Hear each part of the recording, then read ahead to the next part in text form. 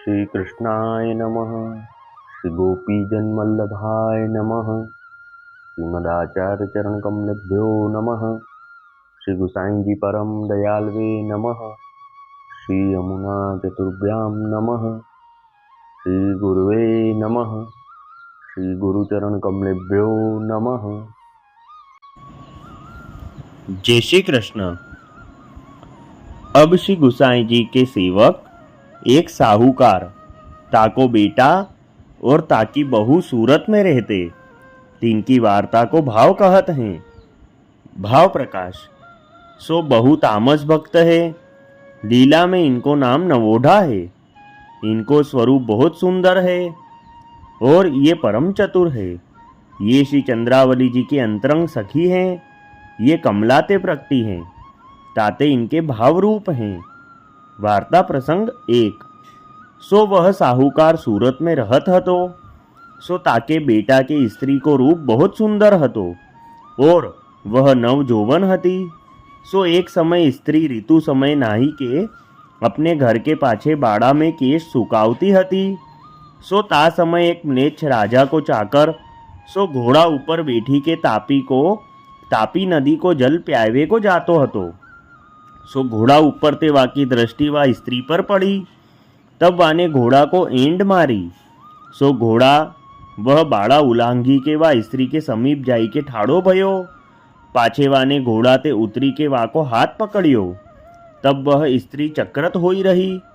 परी वह स्त्री चतुर बहुत हती। ताते मन में विचारी, जो अब यहाँ तो कोऊ नाही है और यह बात रीत विरुद्ध भई है। परी अब तो मैं पुकारूंगी तो सब कोई आई जुड़ेंगे, तो लोक में यह बात प्रसिद्ध होगी। लोग तो दुराचारी है और मेरे मन की तो प्रभु जानत हैं। ऐसे विचारी के बाद तुरक सो वह बोली, जो तुम मेरो हाथ छोड़ो तो तुम कहोगे सो मैं करूंगी। तब वह तुरक तो बहुत प्रसन्न भयो और उसने वह बहू को हाथ छोड़ी दीनो। इतने ही में भरी जोर से तमाचो मारी के थपेड़वा के मुख पर दे के वह बहू अपने घर में भाजी गई और घर के किवाड़ मारी ली ने।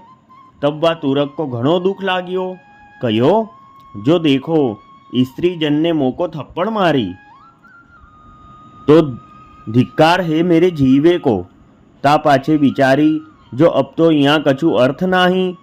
ता पाछे वह तुरक घोड़ा को एंड दे के बाहर निकलियो। ता पाछे घोड़ा को जल प्याय के अपने घर गयो। ता पाछे विचारियो, जो अब तो मेरो नाम सही तब जो वा स्त्री को दासी करूं। अब वार्ता का संक्षिप्त सारांश हिंदी में।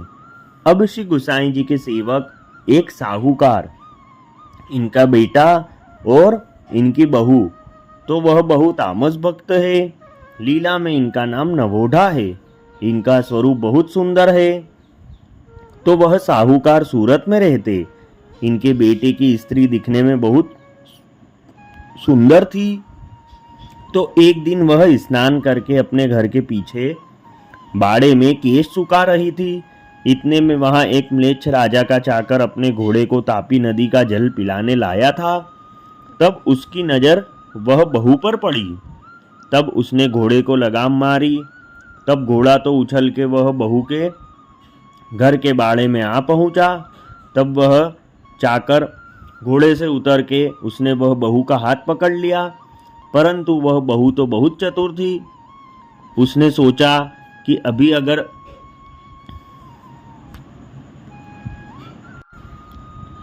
चिल्लाऊंगी तो यहाँ बहुत लोग आएंगे और तमाशा होगा। तो उसलिए बहू ने उससे कहा कि तुम मेरा हाथ छोड़ो तो तुम जो कहोगे सो मैं करूंगी।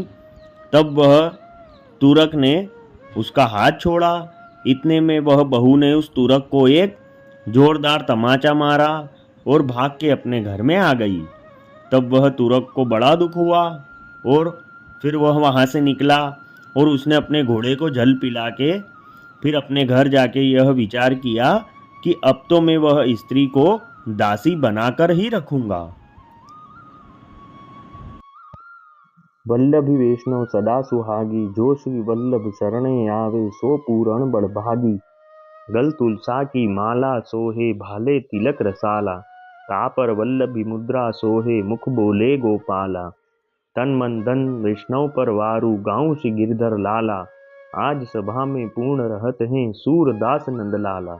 वल्लभी वैष्णव सदा सुहागी। जय श्री कृष्ण।